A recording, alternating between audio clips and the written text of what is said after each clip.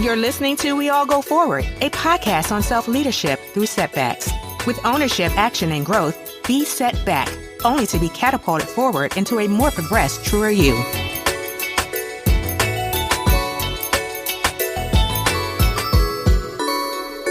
Hey guys, and welcome back. We are back with another episode for season 2. And honestly, I'm going to say, let's just get into it. If you actually read the description for episode 1, you will know that I say that this season is really about transparency in healing. I don't know why. I think it's a good idea, but I think if I were to have chosen what I wanted to speak about this season, it definitely would not have been all these transparent moments. However, like I said in that description box, I think it's time. And so there's a lot for us to tackle today. I would say that the episode is not just about loss, right? Sure, I lost 30K, but it's about the factors surrounding the loss and how that can hurt more oftentimes than the actual loss itself. And how if we're not very careful, like me, you can end up carrying this mistake, living by it, defining myself by it, and then making decisions by it.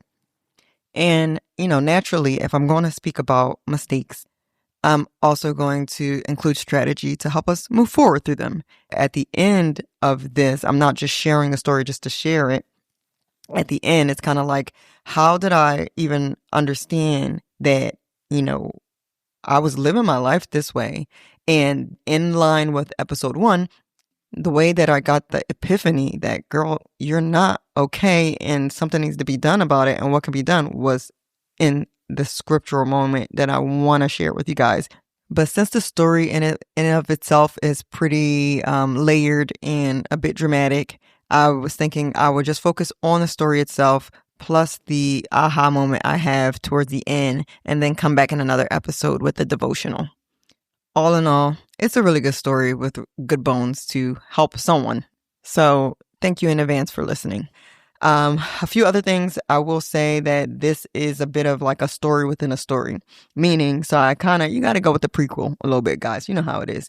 Prequel helps you understand me, the me that was living out the 30K story, and how, it transpires this way because of, who I am at this point. But then I think that the 30K story, the reason why it's really helpful, because it helps you understand current me, or me, I guess maybe about 2 years ago. Like, how do you get to this grown woman who thinks, in this moment that I'm struggling with this life question, this professional question. And in actuality, I was struggling with a decision of going back or moving forward. And the story captures a wound essentially happening real time. And so I do have to give a caveat here too, that this story involves close relationships.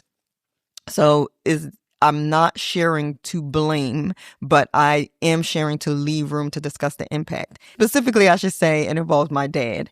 There are some other personal relationships mentioned, like my mom or whatever. So I was joking in my head, like, I'll tell y'all, ease up on my parents, yo. They crazy. But I think that we're all adults here. It's more so I could give permission to you guys and to myself that it's okay to leave room to discuss impact. Wise words that I have learned from my therapist in the past. But I know that this is going out into the public. Not everybody is professional. Not everybody is a professional. And we may not all be on the same emotionally intelligent level as a therapist, me included. But I think this is a great opportunity for us all to practice in how we listen and make room for other people's stories. So we're listening to, learn and grow together, not to draw any definitive conclusions about anyone I discuss. As I said, that this story involves my dad, so I want to start a little bit at the beginning. I should say in general, my dad and I don't have a good relationship. It's not bad, is just kind of not existent, if I'm going to be honest. Do we see each other from time to time? Yes, but I remember there was a time in my life I might run into my dad on accident, and that's why I'm like, oh, hey, Dad. Now I think, or for the bulk, it's if there are certain things, certain events that take place in life, i.e. concerning my siblings or maybe a family member on his side, then I can expect to see him there, and then it gives us the opportunity to catch up. He'll ask about the grandkids. He always liked to, sneak his grandkids some money, some pretty quick check-ins about, work or health, and that's pretty much it. And then it might be another 6 months, might be another year, that type of thing. So my first core memory of my father happens when I'm going to say about 3 years old. And I know that that's very young and we probably don't retain many memories, but it makes sense that I have this one. I can vividly play this few seconds in my head, this memory of me standing on a step in our old home, where I'm Broad and Only, and standing on a step and I'm crying. I even know I got this oversized t-shirt on. And what I remember is my mom's downstairs. She's arguing, I could tell, with this person, this other figure. It's dark downstairs, so I can't see the person. And I know that at the moment, I don't quite know who the person is, but I do know it's a man, and I do know it's someone called Dad. And my mom's yelling for my oldest sister to take, me and probably Sabine upstairs in a back room, lock the door, and call 911. And so I remember myself crying. I feel kind of worried about my mom, seeing her, like this. And, that's pretty much the memory of me crying in this back room now, Stephanie calling the cops, and, that's it. I don't know what this person looks like. I don't really even know who the person is. I just recognize that that's him. My next time, very first time meeting my father, I want to say now I'm around like 5 or 6 years old. And, back in the day, Philly, sometimes summertime, people had their front doors open, have the screen door closed, that type of thing. And my mom's near the front door and she calls me over and she's like, I want you to meet somebody. Say hi to your dad. And I'm like, I see this man standing at the door, and a couple things resonate with me. That one, I'm like, whoa, this guy seems warm. He seems nice. This is my dad. I don't recognize him. It feels like the first time I'm meeting him. It seems like it's his first time meeting me too, because he says to me, wow, look at you. You're so big. And he's like, just like people say, you look just like me. So I know that this is not something that I made up in my head. I know that, we don't know each other. And what I recognize, and I think this is important to share with myself, even as a kid, I think that kids could be very forgiving, which I was to a degree in a lot of ways. But I don't think I expressed that emotion the way we see a lot of kids or some kids do. Meaning, I've seen a ton of kids. You could say, this is your dad. And you're like, Daddy. Never seen them. They run to them. They throw their arms around them. And it's like this, it's like you never did wrong. But for me, I was never like that. So even when my mom was like, go say hi to my dad, I'm staying back and I'm just like, hi. And there's no me vulnerable. There's no me flocking to him. There's no me feeling safe enough to do that. And so I don't. And what transpires from that essentially is the schedule was when it came to my dad is that every, I didn't mark it on the calendar, but let's just say every so often, every several months or whatever, he would come, never came to inside the door, never came inside the house, stand at the front door. My mom would say, your dad is here, guys. We would go say hi. I would always, be a little bit more reluctant. My mom would try to get me, because I was a very picky eater as a kid. So she would, like, for example, try to get me to say, she didn't have a lot of money. She was a single parent. And she's like, ask your dad for some money for pizza. All she wants to do is eat pizza. And I wouldn't ask. Not even for pizza, y'all. Not even for pizza. I didn't feel comfortable asking. And it always ended the same. My mom and my dad were always pretty cordial. You could see why they were friends.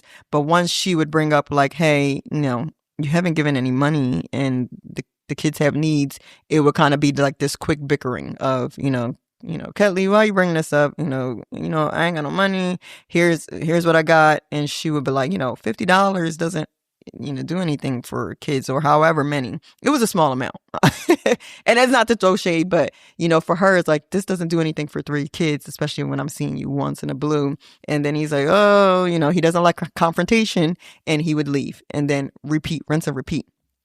So that's what I noticed. But the biggest thing I would say is what the word dad represented. I had this neighbor, and I don't know her last name, so I think it's okay for me to say Tracy, right? I remember Tracy like it was yesterday. To me, Tracy had the life.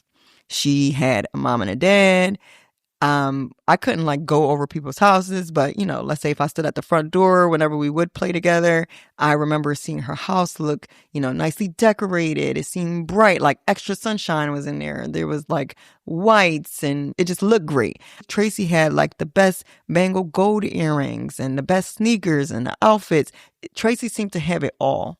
And I remember thinking, what's the difference between me and Tracy? There was another girl that we hung out with in the neighborhood a lot and on the block, and she didn't have her father present. And I remember thinking, it seems like the biggest difference between Tracy and me, or Tracy and even Kiki was the other girl, is that, she's got a dad. Subconsciously, I remember thinking that because when I met my dad, I remember thinking, oh, maybe things would be different here if he were here. Again, this is no judgment towards my mom. My mom did her best, and she made a lot of sacrifices, and she worked really hard. But in that, you get a very tired, sometimes emotionally labile mom. And did we, my mom and my sisters, know how to make lemonade out of lemons? Yes, we did.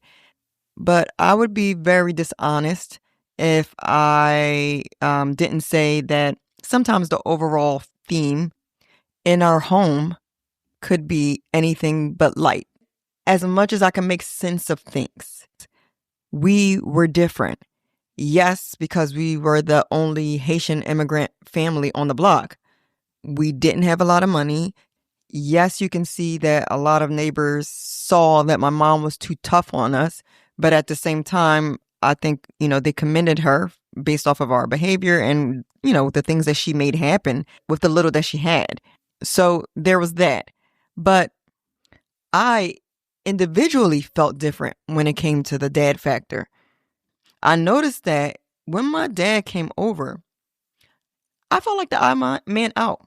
I was the one that was distant from him because my sisters would literally, they were doing all the, after school special, dad, full house moments, TGIF, arms thrown around, laughter. And I realized, oh, they know him.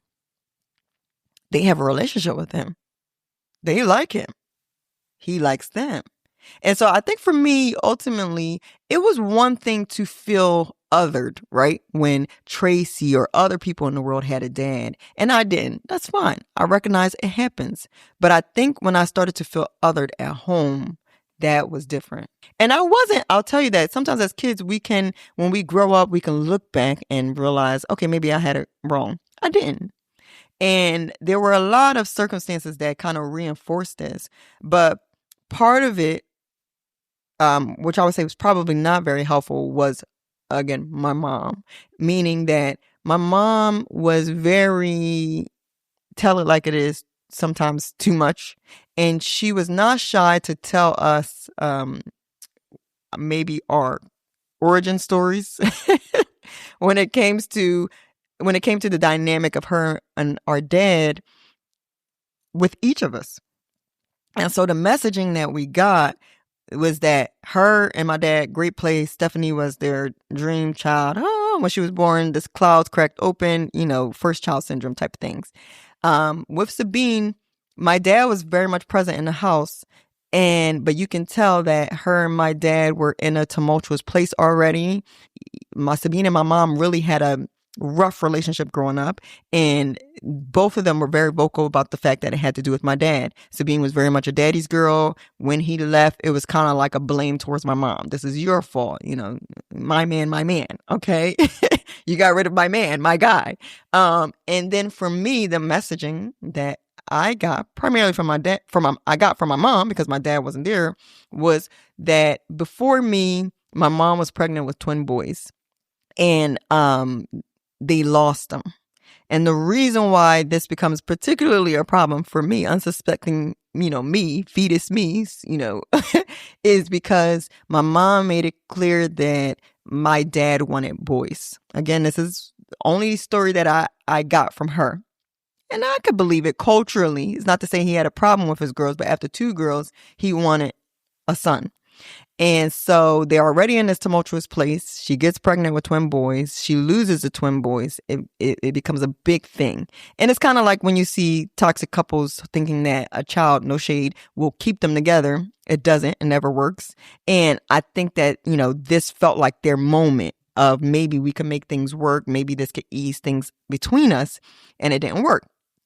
I say all this to say they're pregnant with me. It's the 80s.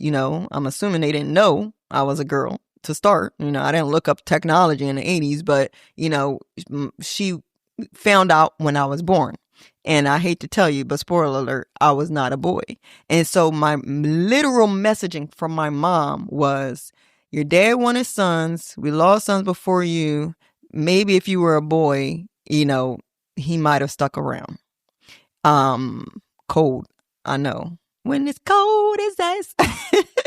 Cold blooded with it, y'all. And I know she didn't mean any harm. Y'all, it's like the present day equivalent of when, our Asian brothers and sisters in a nail salon tell you your feet ugly. It should be illegal, but they get away with it. Sometimes you laugh awkwardly. Ha ha. Yeah, I know. But I don't have to say that the emotional intelligence as a parent to guard your children from, your hurt, kind of like a moment of, I'm doing my best. I'm a good parent and I can prove it to you because guess what? Y'all dad didn't want y'all. And it's like, ma'am, there's another way to go about that. Okay. But that was the messaging. And so I think as a kid, I really, it's like you create visuals. There's this visual of me seeing that, cause she even says that he came to the hospital to see what she had. And so, internally, I'm developing these belief systems, right? As to, I'm seeing this picture of my dad coming in all dramatic on January 31st, 1986. It was a Friday, okay? And he's just like, is there a Pee-wee or not, okay? What type of chromosome do we got here? X or Y? And then I feel like there's this dramatic picture of my mom angrily holding me because she's been abandoned, but she's hoping the man of her dreams, finally does the right thing. And she turns around holding me, and here I am with a pink cat, and it's like, no, a girl into Mulan, a woman, like just sheer disgust. Okay. And I'm just like, whoa, lady, thank you. If I ever wanted to know that y'all didn't want me, just say y'all didn't want me. I'm grateful y'all kept me around, but it doesn't play that way. It doesn't play out that way. Anyway, I promise I'm saying a lot of this for a good reason. So this is child Kim. This is how I perceive my relationship. Sure, there's a lot to say about, our home dynamic, but this is how I perceive my relationship with my dad. I don't feel, it doesn't seem like I was wanted. It seems like maybe even with my entrance came like this breaking, right? And finality to this is it. And then I'm seeing in real time, it plays out that his relationship with my sisters is different than his relationship with me. And I can't get into every aspect, but what I will say is when I said that, sometimes I get it. As kids, we might make up stuff and, maybe we need to go to the source, whatever. But I'm telling you guys, there have been multiple circumstances or situations in my life where I think my dad has the opportunity to demonstrate that I'm wrong, to even demonstrate my mom is wrong. But whether it's in the story that I'm about to tell you, whether it's, college years, my graduation, my wedding, just different milestones in my life, I have to admit that the things he says, the things he does when concerning me, it's different. It's It's less compared to how I see him maybe show up or interact with my sisters in big moments or just in everyday. Right. And I'm sure there could be like not malicious reasons for that, but I also don't want to assume that as well, too, because sometimes it is what it is. And so now I think it's important to say, I mean, one thing y'all know I'm going to do is I'm going to laugh at my pain. And I hope y'all got a good laugh so far. I'm sure it's not the last time I'll laugh about something painful. But I got to be honest and tell you, this episode was hard to do. Not that part. That part came out pretty easily. But there were moments, obviously before now, when I was trying to record what comes. And I felt all these emotions and I was confused because I'm like, okay, this has been a long time. It's been far removed. But I think on some level, I knew that it would be hard because even the story itself, I could not talk about for such a long time. It made me think of like something Dr. Darius Daniels says when he does a great job. Again, no need for me to reinvent the wheel, talking about wounds, like an emotional wound or an event that takes place in our life, especially trauma. We think that it just causes a singular wound, whereas there are things that happen in our lives that more so replicate the effects of shrapnel. And if you know anything about shrapnel, it was used, I don't know if they still use it, but, it's like this military weapon that's more like a bomb and a shell, and it has a bunch of fragments of metal that are quite literally intended not to hurt a singular person. It's intended not to cause a singular wound, but it's intended to hurt multiple people, cause multiple injuries. It literally, when it explodes, all these fragments of metal shoot out at this high velocity. They puncture all types of areas. And his point, I think, was that there are some wounds or some events in our life that are like shrapnel. And this 30K story is my shrapnel story.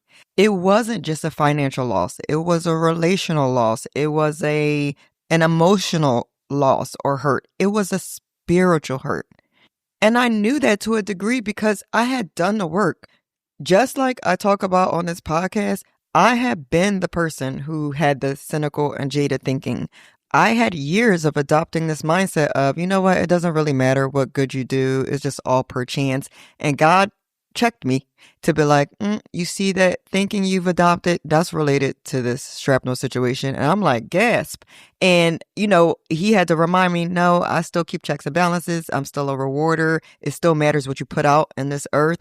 But I had gone through that. I had been the person thinking that, performance and is what matters, and worried about making a misstep in my decisions. Oh my gosh, I got so guarded and so indecisive because I felt like if I make the wrong decision, my life will blow up again. And I had to ask myself, where is the again coming from? And God had to check me on that. Like, by the way, that's a shrapnel situation. Guys, it felt like there's fragments everywhere. When will it end? But the beauty of it is that, like I said in episode 1, I realized this is a moment in which God is demonstrating care for my body and my spirit. He's demonstrating care for all those areas, even the ones I can't see, that have been affected by this story. And I think if anybody's listening right now and you're like, okay, I'm having a great time listening, but I have yet to see myself maybe in this episode, I would like to point out what's likely most ironic.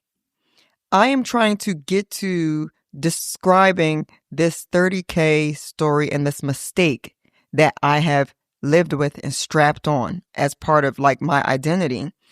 But I can't even get to it without providing context around what have formed and shaped my belief and my mindset up till then. And the truth is, if we look at it, I could not talk about my mistake without giving context with, truth be told, my parents' mistakes.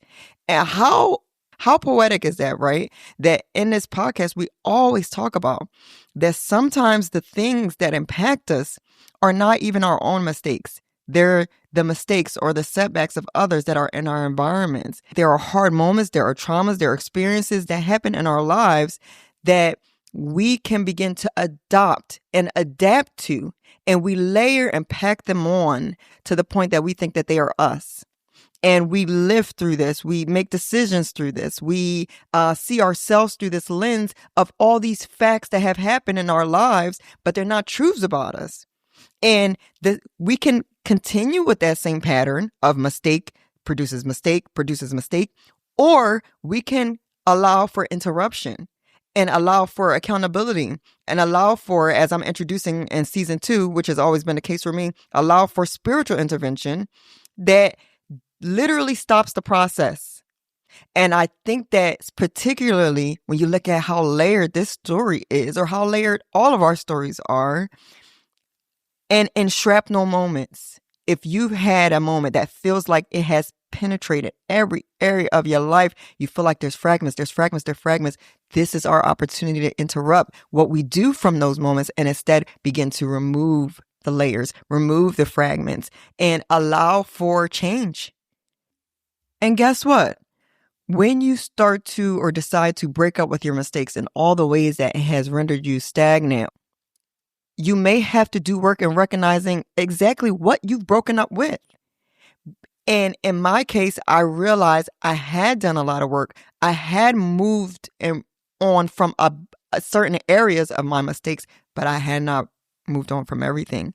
And I think what I was feeling while trying to record were the residuals, was what remained. And that's okay. It's not a moment of judgment, but I think it is a great moment of awareness that some fragments are still there and they require care. And I guess that's exactly what I was trying to do when I uncovered another remnant of how this story had, affected my life. This 30K story takes place, the setting for it is senior year high school. But when I stumbled upon another fragment, it was 2 years ago. I was in therapy, and I thought that I was bringing to my therapist just a simple life question. And let's say I was considering 3 options, because I was, advanced nursing degree, maybe a combination of my public health love, my healthcare love. But the third door might sound foreign to people who don't know me, but for those who know me, know that it's always been there, but they may not know that it's actually connected to the story. And that third door was me going to medical school. I just thought I needed help, being more decisive. But I think I, along with my therapist, was looking at, why is this so hard for me? And when I tell you that just the conversation around it, it started to trigger pain, anxiety, not even just at that moment, if I'm honest, for quite some time. And in her wisdom of realizing that we had tried all the tools, she said to me, spend a week, ask God. And I don't think she meant to ask God necessarily, do you have insight on this dilemma? I think she was trying to get me to ask God why it was a dilemma to begin with. And I did just that. And I'm going to tell you, as much as y'all, sometimes when we talk about God, a lot of people might think, Kim, I'm sure the second you pray and ask God, he answers, when nothing has felt more further from the truth, especially with this situation that has seemed to go on forever. But I think a lot of that has to do with when I look at my consistency when it comes to God versus his consistency, which doesn't change. I also think, if I'm being honest, a lot of it has to do with whether or not in certain situations I have had enough. Am I victim blaming? No, I am not, because, I don't want to blame myself. I was a victim in this situation.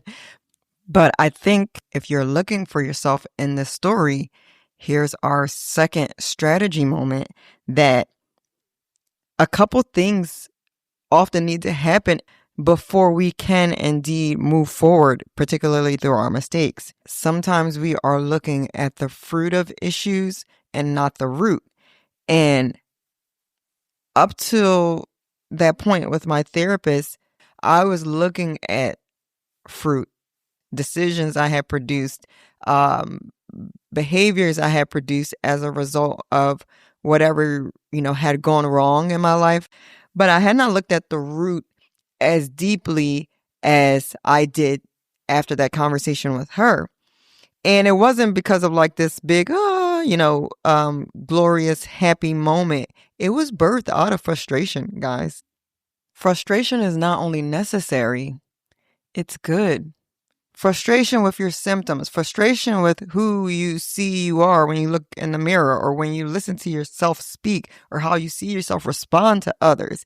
Frustration sends people to rehab. Frustration sends people to Alcohol Anonymous. Frustration sends people to the doctors. It sends people to therapy. It sends people to the gym. It sends people to forgive or ask for forgiveness. It sends people to either change themselves or seek out the people or the things that can help them change. So when you're feeling frustrated on an ongoing basis with your mistakes or the patterns from them, don't be discouraged. That's actually what can help us feel motivated towards a better outcome. And one more point here. Had the shrapnel penetrated many areas of my life? Yes. However, I don't think I did great investigative work as to the weapon or the vehicle used to deploy the shrapnel. Stick with me. I think it hit me that a lot of people could lose 30K and not be impacted by this the same way I was. I even thought another time or another place losing 30K in itself would not impact me like this story or like this time did. That was a light bulb moment for me to look at the reason why this 30K story is able to penetrate so many areas of my life is because it was delivered via the hands of rejection. The same rejection and identity issues that I had dealt with since childhood, this 30K story was effective. And would it have been as effective aimed at someone who didn't have the same dynamics I had growing up? Probably not. And I'm not saying that it wouldn't be hurtful, but what I'm saying is that we have to get curious and investigate a little bit as to why certain mishaps in your life may weigh more. And I'm sure you will uncover that it may have way more to do with the root of an issue, like how it was delivered to you and how that almost feels custom made to some sore spots in your life. And that's why it was effective. And that again helps us redirect our focus to what we actually need to address in our lives versus again some of these symptoms or something arbitrary that maybe in another time would not hurt as bad, but it makes sense that it hurts in the way that it does now. With all that said, all these light bulb moments started to show me that there were things in my life that God indeed had wanted me to move forward from, but I had not yet finished coddling the hurt because of the circumstances, and I think I had not yet been tired enough. But sitting with my therapist, 38-year-old me had had enough. And I hate to tell you, though that means for me that was at that moment, that's where the journey started and began. It wasn't like a completion yet. At least I had started the journey. I had agreed to start. And there is the third way I want you to see yourself in this story. The power of agreement and alignment and the necessity of consent. Sometimes the power to change, the power to be healed, the power to move forward is present. It exists. But unless we come into agreement with this is what we want to do, it won't happen. And we can look at even natural examples. Y'all know I like to give my healthcare examples that You can have a necrotic limb, an infected limb, and an antibiotic can have the power to kill the germs. A surgery can have the power to stop the death, the infection, but it won't work unless you take it. It won't work unless you consent. And I think the same thing happens in our lives, emotionally, mentally, spiritually. I have to let go of certain baggage in order to grab hold of what's good for me. I have to close one door in order to open another. I have to stop looking back in order to move forward. And I had agreed. And I felt like I don't care what's ahead of me. I'd rather face that than to keep struggling with the same things. And that's where he gave me the scripture that he gave me that I will share. But first, I want you guys to understand what tore you up like that. What was this shrapnel situation? I've told you about my childhood, and from there to senior year in high school, if I could just sum up me, again, that childhood experience, it wasn't everything, right? Bad things in life, they never are. There was plenty of joy, plenty of great grand moments that my mom, my grandmother who had came from Haiti to help my mom take care of us, and my sisters, those are my support system. There are plenty of grand moments that we had together as a family. But if you're a person that thinks you're a mistake, I think you spend a lot of time trying to not make more mistakes. Correction, you try to not make any mistakes, which is impossible, but you're determined to beat that. And so in a lot of ways, I was to people, maybe this shy, quiet kid, but I was very studious, did not back down from a challenge, and was not afraid to shoot for the stars, but it wasn't from a place of confidence. I achieved to achieve because I wanted to do good, but I can't say that there wasn't a little bit of make life easier for your mom. Don't put your issues on her. And if I'm honest, there was no room for my issues. There was this undercurrent of, figure it out on your own. Yes, sure, I adopted that belief, but again, life had given me plenty examples of this is what you had to do. For one, my sisters and I were first generation Americans, and I'm sorry if you never heard about this experience. I'm telling you, there's no problems you can bring to a parent who comes to a country not speaking the language, not knowing anything, yet works, saves, buys homes, gets things in order, sends you to school. You can't compete with that. There's like an automatic from the parent thinking like, by 5, what do you mean you can't do calculus? By 1, what do you mean you can't file taxes? It don't fly.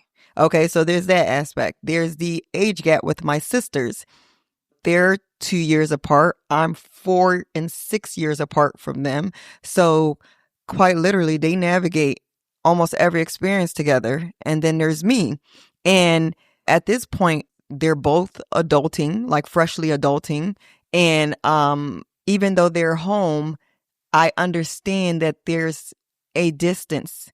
And the best way to summarize this is the thing about when you grow up in a single parent home, there's this shared load aspect, right? Both on the positive and the negative. It's positive because we're all sharing the load in this family communal aspect. But on the negative side, everybody feels the anxiety. Everybody feels the concern. Everybody feels the responsibility of what your parent is trying to carry and make happen. And so I think when you live with or come home to sometimes a lot of weight in different ways, once you kind of just hit this place of you're an adult and you can create this lane for yourself, you try to. And you spend a little time trying to focus and build yourself. And I think they had both earned that very much so. So had I had a younger sibling in the house at the time, I probably would have done no different. And lastly, if none of that taught me you need to figure it out on your own, I don't care what nobody say, being the youngest teaches you, figure it out on your own. I know, listen, I have lived my life with the oldest and the middle children. They won't let up. They won't let off my neck telling me their problems. Oh, I get it. The heavens cracked open for the oldest. And with all that came a lot of pressure. The middle child, they didn't pressure you enough. And so you had to act out. But both of y'all got attention. But that youngest child, man, that energy and effort be at an all-time low. You know, I'm looking at everybody like, anybody want to play? It's me, myself, and I, that imaginary friend, okay? Looking in my Barney bag. That's what I was doing, okay? And everything feels like you're like, oh, I busted my knee, and your parents just like, can't the... It's kind of like, this could have been an email energy. Like, this could have been an email, Kim. You know, you got... And before you say that, well, because you're the youngest, but because the attention was less, then there's the positive aspect of you got away with things or you were spoiled. We call my mom the Paminator for a reason. Okay. The only credit that my mom gives me is that she, non-judgmental, that she beat me less.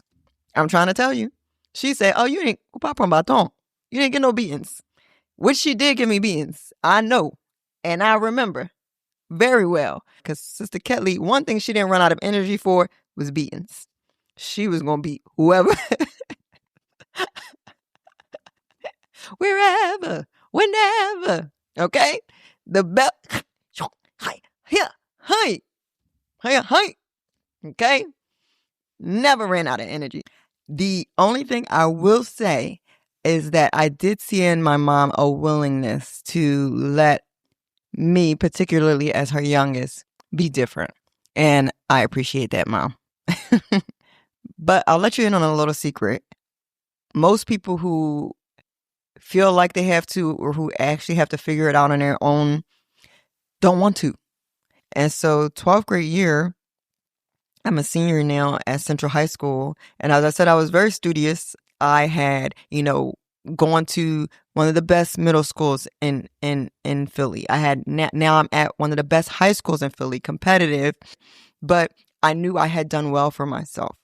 And I thought a scholarship would mean the world. And that's where my grades really mattered to me.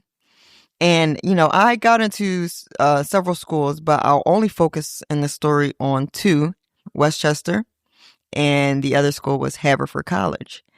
And these schools kind of like appealed to both sides of my dream and both sides of my dilemma. I wanted to be a physician. It was the only thing I had wanted to be since a kid. And I wanted to not be in debt. I have visited both schools through some summer academic programs, loved them both. Westchester offered me a 4-year scholarship. I think I cried. It was what I wanted. The man who was in charge of the program at the time, many people know Kendrick Mickens, in charge of Office of Multicultural Affairs. They had the Board of Governors scholarship. He had literally told me we had our 4 recipients. We thought we did. And we read your essay. Your essay came in and we said, this is our girl. And that felt like so validating, so reassuring. And I'm like, wow. But Haverford, I guess if you were to say Westchester is known for its education program, for example. So what education is to Westchester, many might feel like that's what medicine is to Haverford. And I believe also at the time, Haverford had like this secondary, maybe auto pre-med track where if you're already declared and you do well academically, you could likely find your way admitted or at least highly considered for this medical school. And Haverford also was an Ivy League school, which I don't know if that dawned on me as much. So Westchester had the money. Haverford seemed to be a good option to keep me on track towards my goal of, being a doctor. Doesn't mean Westchester doesn't have pre-med. It doesn't mean anything like that. I'm just saying the pros and the cons that you weigh out when you're choosing a college. And so I didn't know any doctors personally in my life. But I was really blessed in that the childhood church that I grew up in, there was one family there. They had a son who, at the time, he was probably now in his second or third year of being a med student. And we had a really good relationship. He was like my Sunday school teacher. Him and my sister had dated. Not important. But I'm just saying how I knew him. And he said to me, I see what you're trying to accomplish. I'm just a few steps ahead of you. I'll take you under my wing and help you through this process. This was really big for me. I was like, yes. Like, I didn't even have to ask. It kind of broke down all the barriers of awkward Kim. And I was really grateful and still am. And the thing is, he had gone to Haverford College. And he came from a really, really large family, like several children. So I think it's safe to say they didn't have a lot of money. But through athletics and also his academics, if I'm not mistaken, he had gone to Shipley as a private school for college prep and, high school, whatever. And then from there went to Haverford. And I'm pretty sure per his words, he had gotten scholarship through all those experiences. And now he's in medical school. And so he's like a testament to it can happen. I mean, the one thing I had heard all my life, like if there's something a Haitian parent going to give you outside of discipline and making sure you go to school and, making sure you have a roof over your head and that you're clean and that you're fed, is they're going to give you God. And so what my mom had taught me all this time is work hard, put God in the mix, and sky's the limit. So to me, I'm like, yes, it's finally happening. It's coming together. God is putting people in my life that are going to help me. It's finally happening. And he was of the opinion that I should go to Haverford because of that reason. I had one dilemma though. Haverford didn't give me no money. And Haverford was way more expensive. So I made it clear to him, like, I want to go where I'm getting money. And he thought to himself, this shouldn't be a problem. I know for a fact that Haverford has a lot of money. He wasn't wrong. And so either he or someone at the church had organized this college fair.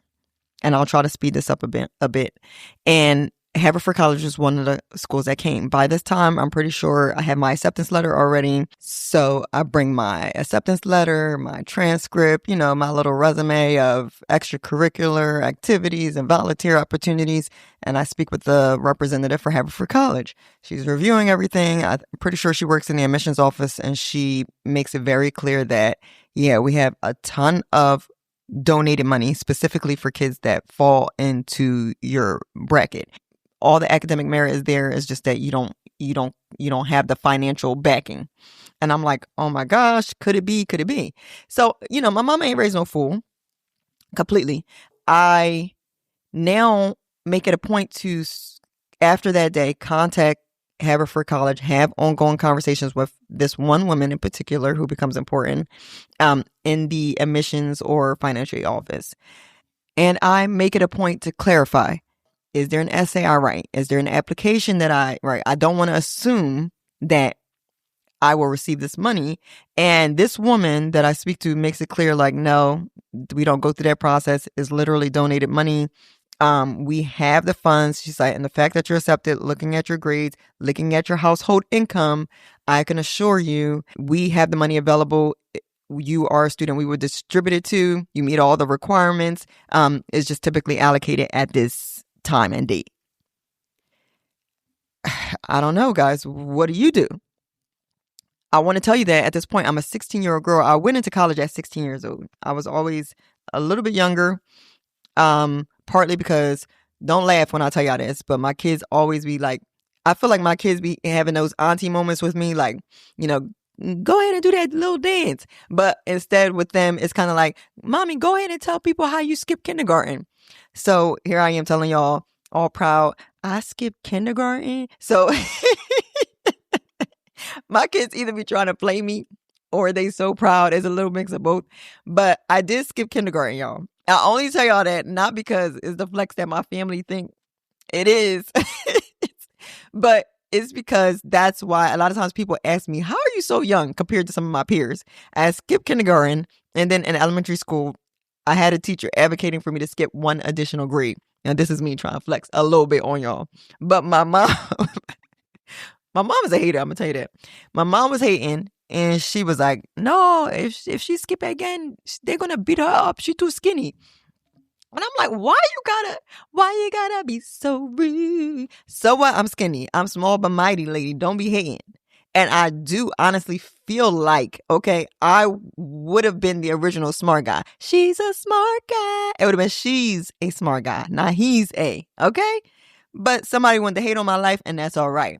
Anyway, I told you I was studious. Okay, I was studious. Your girl was small. She was killing it. Okay. And you have to think, this is the reason why I was saying this. I was a 16-year-old girl trying to figure all this out. What would you do? On one end, I'm like, I don't care what happened for saying, show me the money. I need it in writing. Okay. I was a smart girl. And I had this scholarship right here from Westchester. But on the other end, I had people who meant well, and they were giving me great advice in terms of, do you let money be the deciding factor for everything that you do in life? No. In this instance, yes.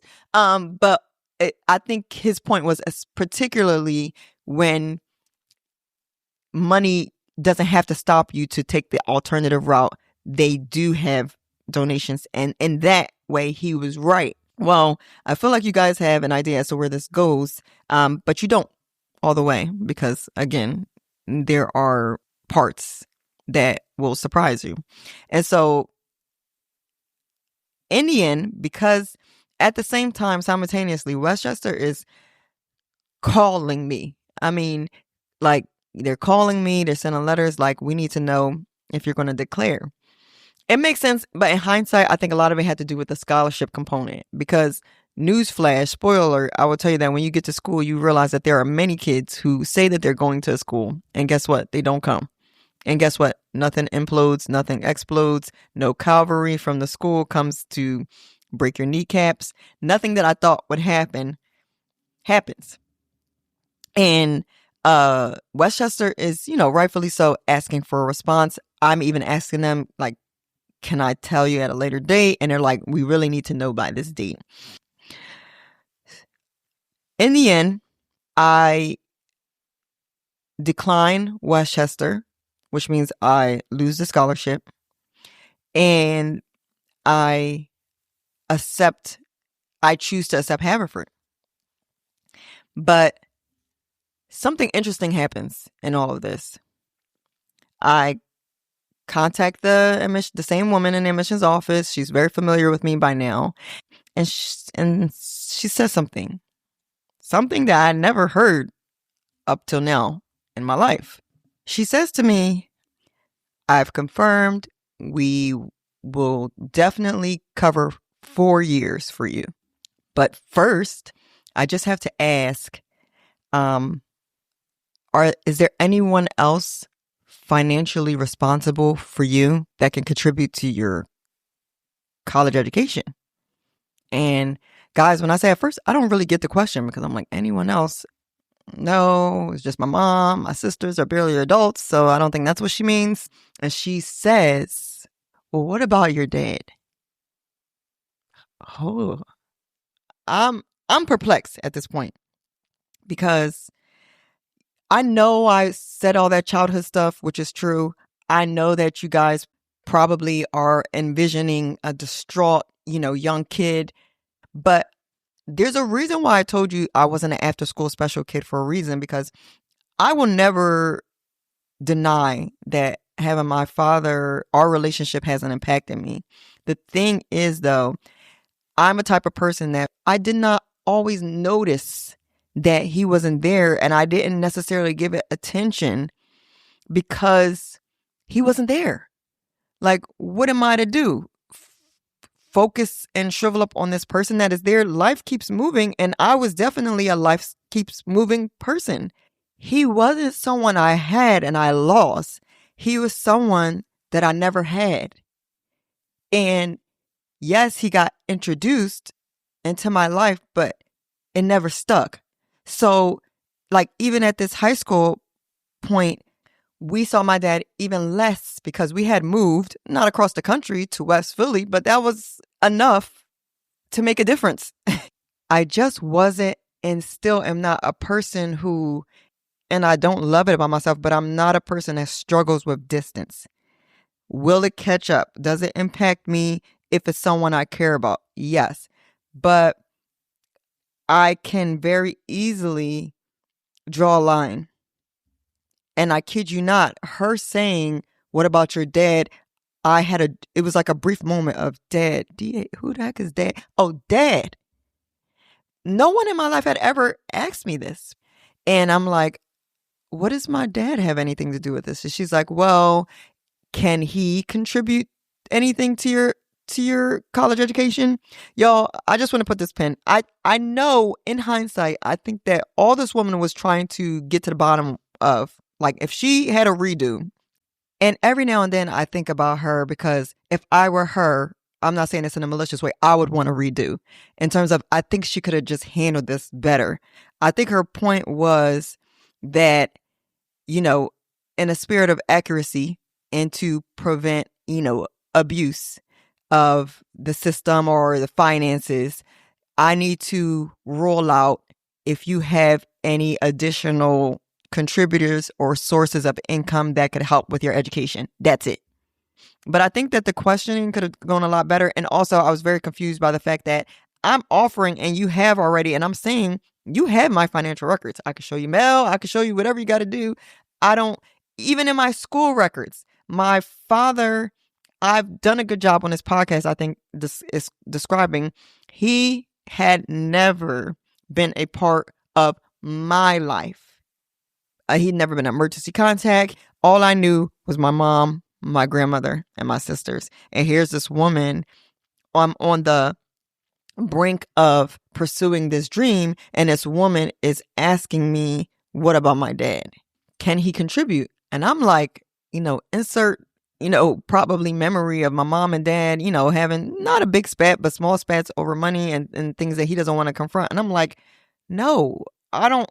I said this professionally, but I'm like, I don't know how to communicate to you that my father is not a part of my life financially or physically, emotionally, anyway. So then she goes, do you know where he's located, where he is? And I'm like, in the world? I felt like, again, didn't say this, but I'm like, I know Big Bird is on Sesame Street. That don't mean he's going to cut me a check. I might know where in the world Carmen Sandiego is, but again, something tells me she's a little bit tight with her coins. She got to travel. And I'm like, in the world, do I know where he is? I'm like, I know where he is. But I'm confused as to what the ask is. And so she drops the, hammer where she says, well, we want to give you the money. We're so excited for you to come on board to Haverford, but we can't do it unless your dad signs a document stating that he is not financially responsible for you. And I'll be honest, I actually said that better. I remember verbatim her saying, well, since you know where he is and since he's alive, yikes, I genuinely felt like at this moment it's like almost like she thought she had this aha moment of, I found one, someone's hiding her dad, and I got you.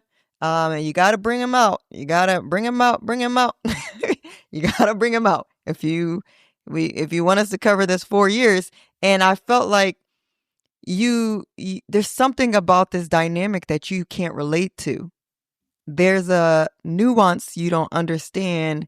And there's a sensitivity you don't have. And none of that negates, doing your job. I want you to do your job. But the point is, I think the route you've taken feels weird. It feels off. So she's like, since he's alive and since you know where he is, he would need to fill out this form prior to us allocating any money. So she's like, I could send you this form. You could bring it to him. Pause. Again, this is girl that cannot even ask her dad for pizza money. Well, and I said to her, because I saw that I just gave away this scholarship. And it's seeming like in one conversation surrounding my dad of all people that this is about to blow up in my face. And I said to her, well, how about if I give you his address, can you send it to him? And she's like, sure, I'll just send him this mail. All he has to do is literally check off this box, sign it, send it back. All will be well in the world. Everything's great. That's her words. But I think in my mind, I knew where this was going. I want to tell you guys a very ironic part that I realized like this week. Before this moment, I had never known my dad's address. Never. I remember there was this one time where Sabine and Stephanie got into this big fight. I got to tell that another day on the story. It was so funny. They got in a fight. Sabine was, she was dramatic sometimes. So she took this vase, threw it at Stephanie's head.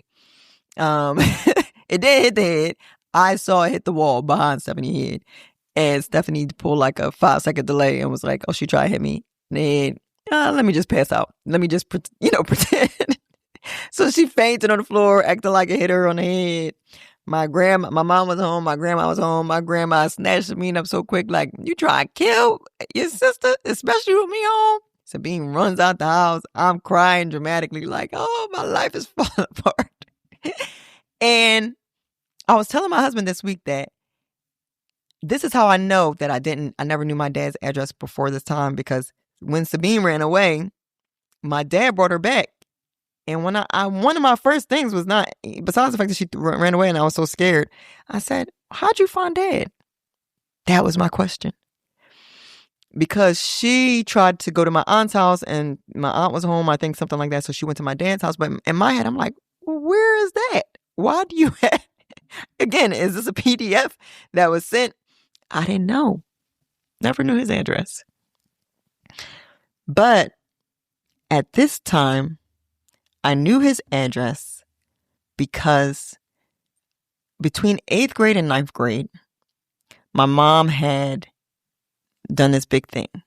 She had bought her very own first house.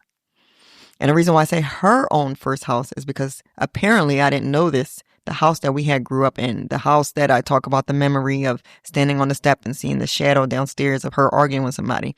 The house that I first met my father at the front door. Come to find out it was his house. And we don't have to get into the details, about why we needed to move. My mom had her messaging around it too. Again, I don't know. I don't talk to my dad a lot of times about really anything deep or anything of substance. And there was messaging around why we had to move. But the point was that my mom felt like it was time. She needed to move. And I did the math and realized that at 38 years old, my mom bought her very first house in West Philadelphia. And at this point, I guess I'm like probably 12 years old. And this house was, when I say by all definitions, a fixer-upper. It had a veterinarian turned his, 3-story West Philly home into a practice. It was not taken care of. I don't know how long the practice had been closed, but there were still animals in there. It was a mess. But where everybody else saw a mess, including my dad, he was hating a little bit. My mom saw, and us saw, she bought her first house. She had a vision for this house. And when I say she did her thing, in this house was the first time I and my sisters, we each had our own room. 9th grade. In this house was where the first time I had my own furniture set. I mean, nobody could tell us anything about what my mom could do at this point. And when my mom purchased this house, my dad moved into the Broughton Only house. And the only reason why I knew my dad's address at this time was because it had been my address for 12 years without him.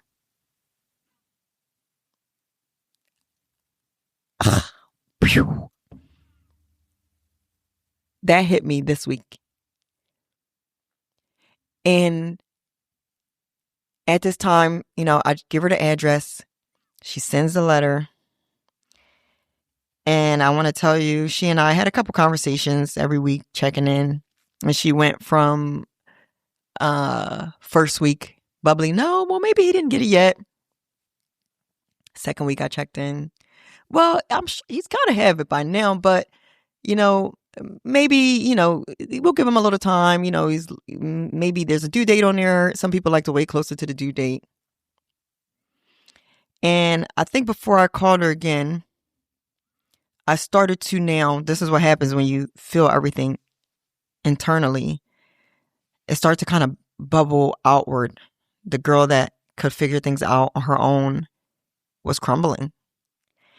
And a couple conversations I remember just stand out to me at this time. It felt like such a tumultuous time. 16-year-old girl trying to figure this out.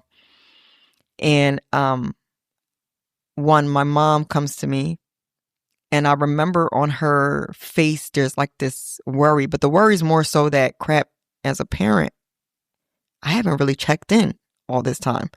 I haven't, asked him anything about this college process because she just sort of trusts me to do it. And she says to me, Kim, is everything going okay? And I could see in her face that if I were to explain to her things are crashing down, it feels like they are, that she would feel a bit of failure. I didn't have to take that on, but that's what I felt, that she would feel like this, reality check that she had not checked in with her 16-year-old about how she's managing financial aid and everything with college. Again, she's busy. She's a single mom. She's working several jobs. She's tired. I get it. But I think that is resonating with her. I have not asked my 16-year-old. And I think I chose to carry that on because that was my personality. Maybe still is.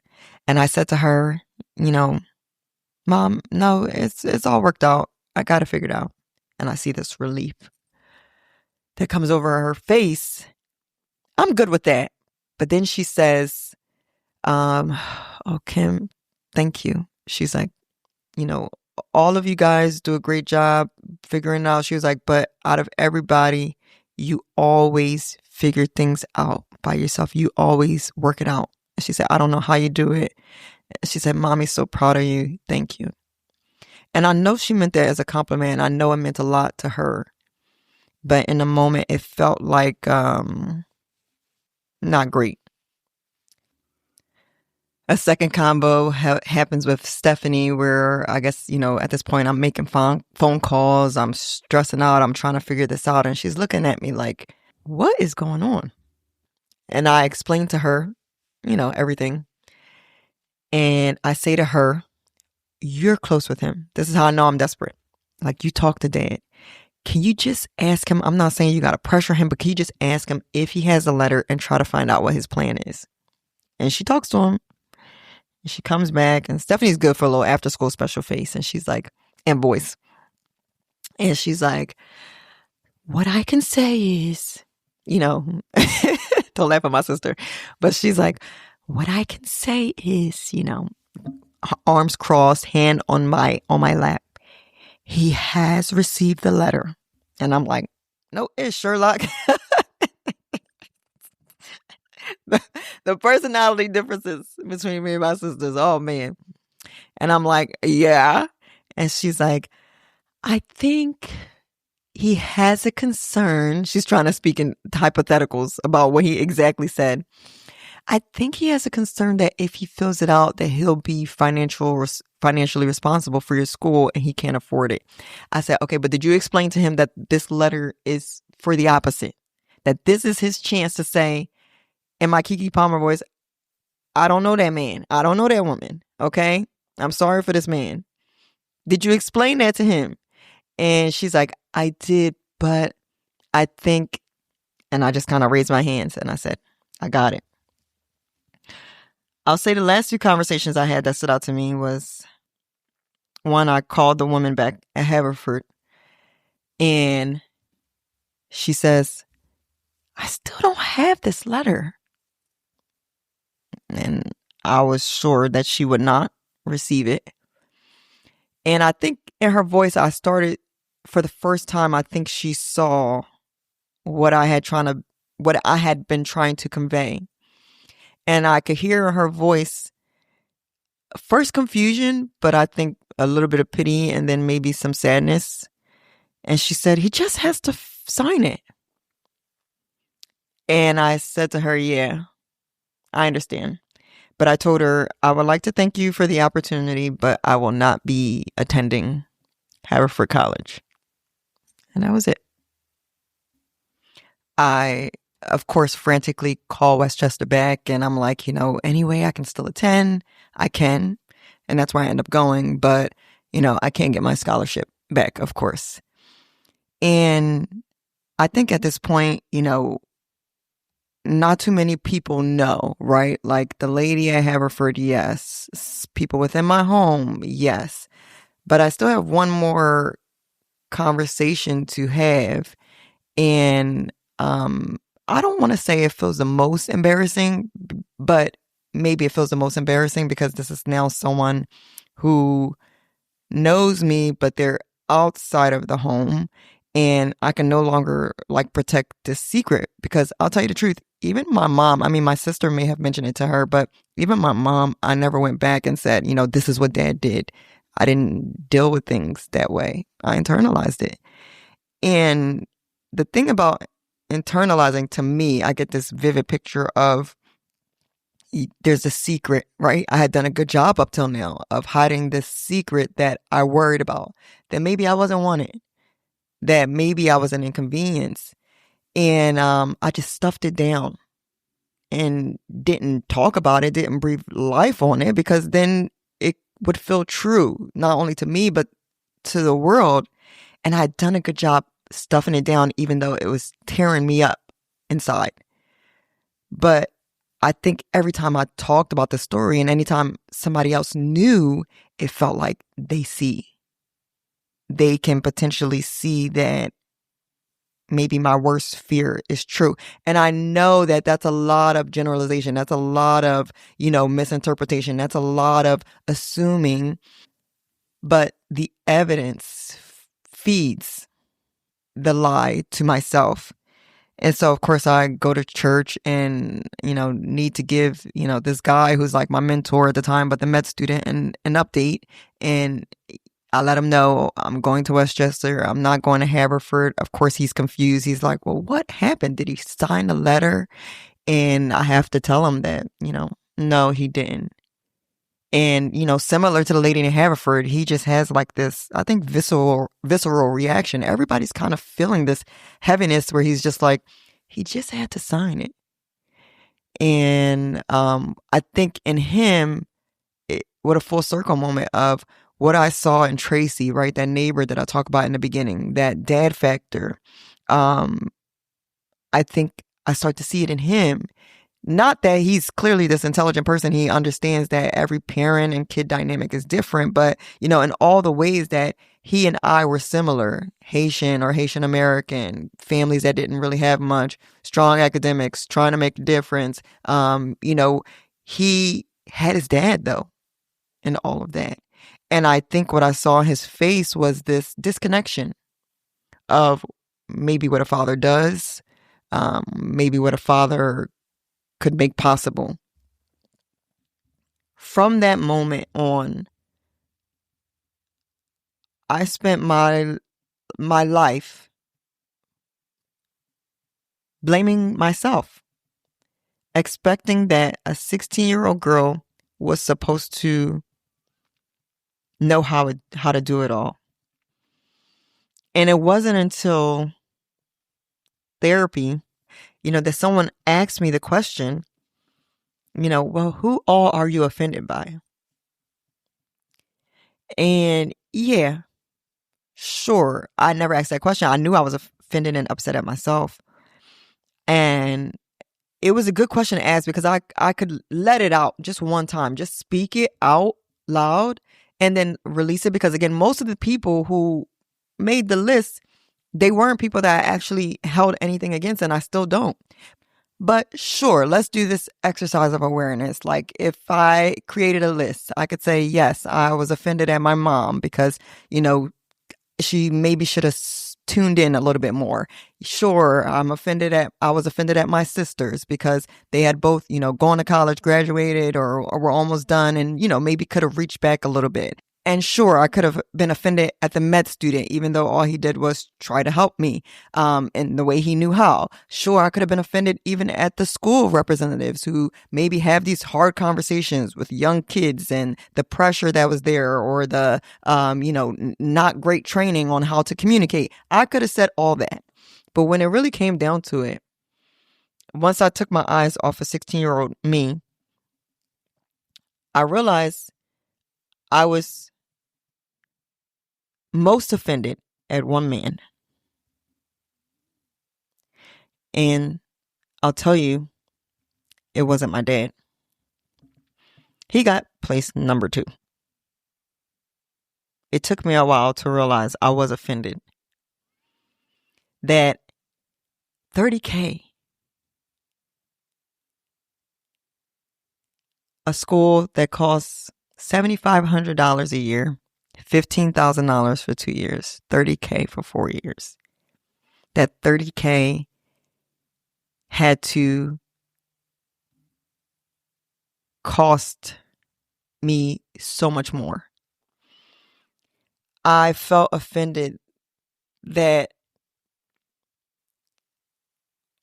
our relationship was so lacking that it's something that we never even talked about.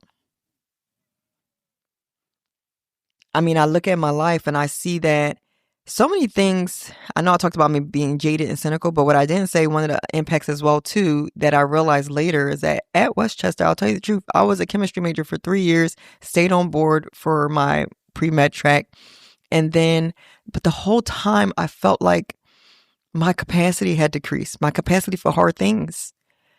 I did not show up. Poor Kendrick Mickens, the guy in charge of the scholarship program, I always wondered, did he know that I lost it? Because he would still invite me and to these programs, and he would ask me at first to, participate by giving a speech or, work within a leadership role. And eventually, like very quickly, I just dwindled out because I didn't want to be there. And because it felt too embarrassing and too shameful, and I could not show up as the leader that he saw because I didn't feel that way.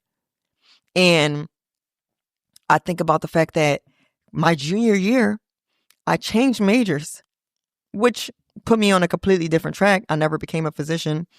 And all of it was just because I felt like I was doing these hard things, and I was no longer convinced that there was value in it. I wasn't going to stop doing it because I didn't know any other way to be, but my capacity had decreased and I just felt alone in everything that I was doing. And that had never mattered in my life before. I didn't really care what anybody else was doing. I would venture into all these different places on my own. But now I was mentally and spiritually depleted. I did change my major. Sure, after school, I still could have gone to medical school, but I knew I had changed my paths, and I had worried, but that, I was going to change it indefinitely. But I found public health. I loved it. After that, I found nursing. I loved it. And, I had tried multiple times, including now as an adult, sitting here contemplating whether or not I could get back to this place that I had left. But really, I think I was trying to get back to this place where I felt like God had left me. And I think that's what points to who I was most offended by. My dad took place number 2 because the man I was most offended by was God.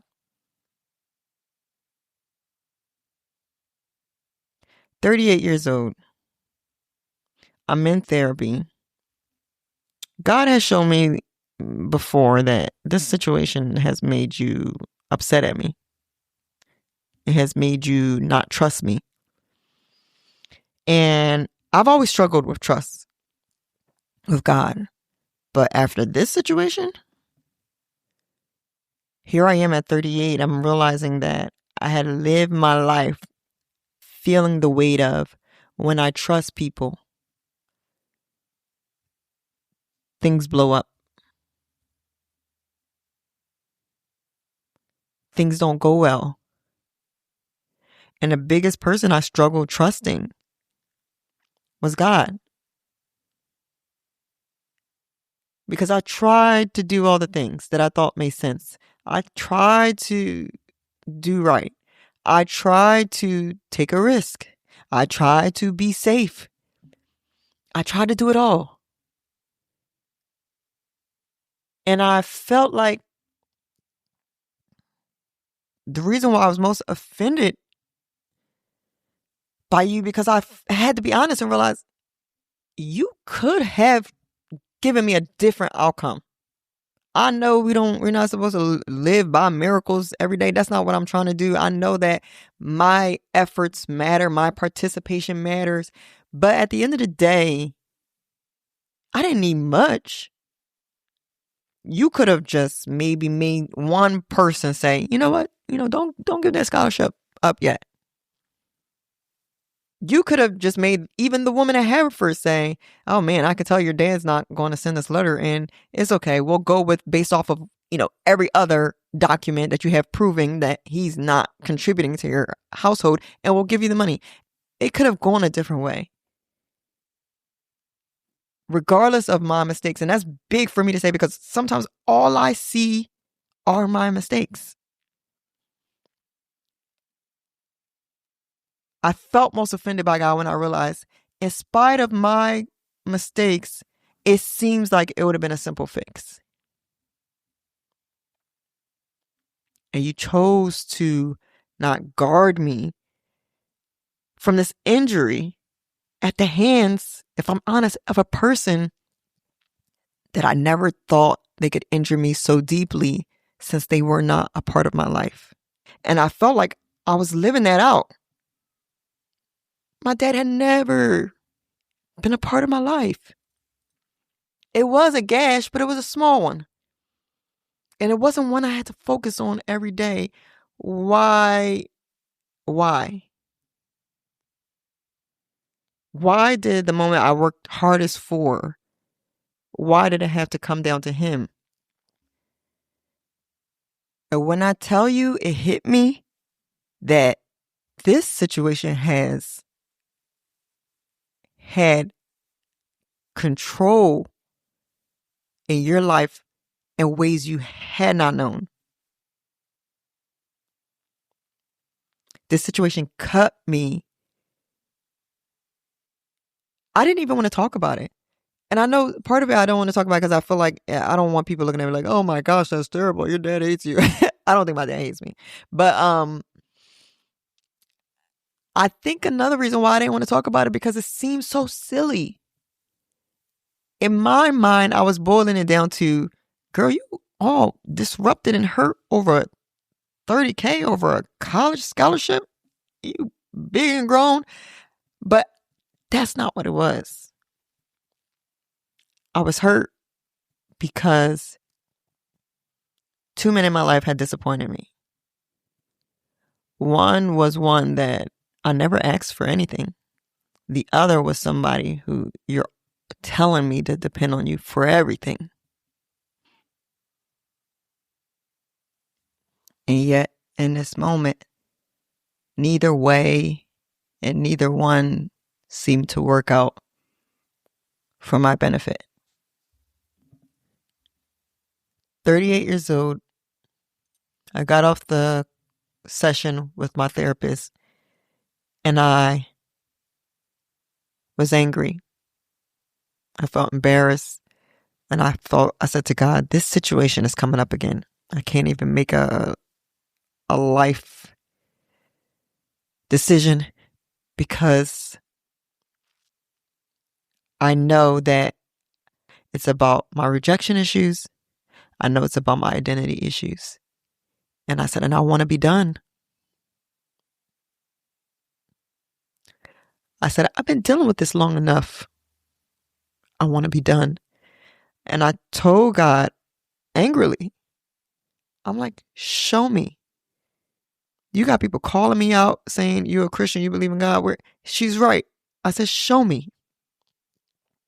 Show me something in your word. Nothing generic. I don't like no generic stuff. Show me specifically me. Show me me. Show me somebody that is dealing with what I'm dealing with. And show me how they got past it. Show me. And this almost never happens. But you know how people say, I opened up my Bible and the first thing I read, that never happens for me. But I'm telling you, I opened up my Bible and the first thing I read was Deuteronomy, of all places. Deuteronomy 1. And it didn't take very long. But verse 6 and 7, I read the following. When we were at Mount Sinai, the Lord our God said to us, you have stayed at this mountain long enough. It is time to break camp and move on.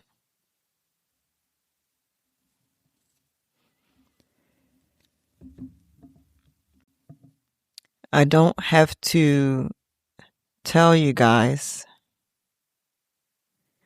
that I think I dropped my phone at that point.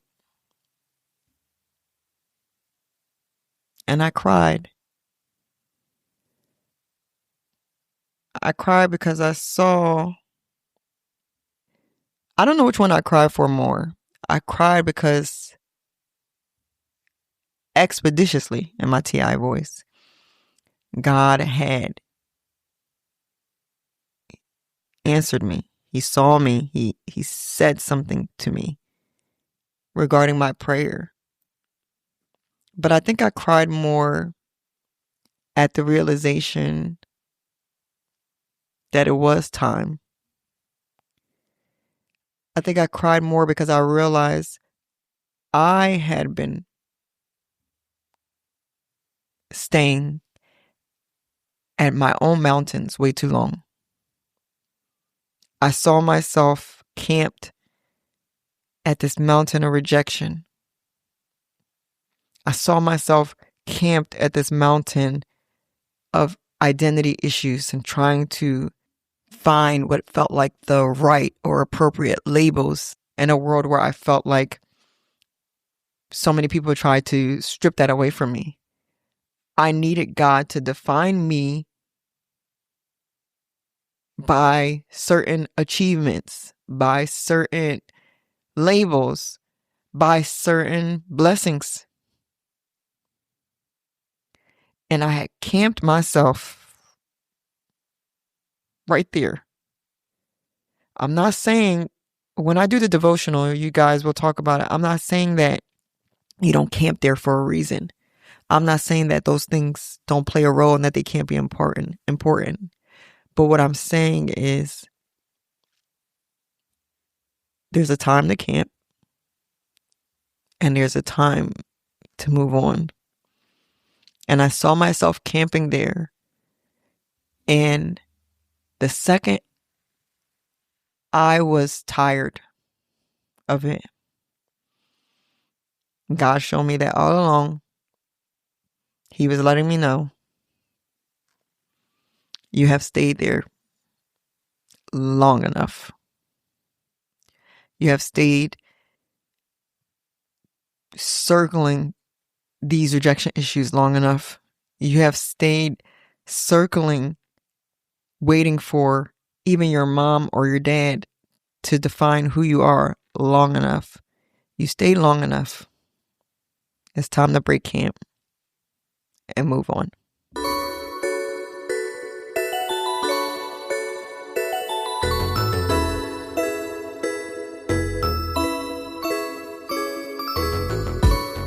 What a crazy emotional ride. Primarily for me, but maybe for you too.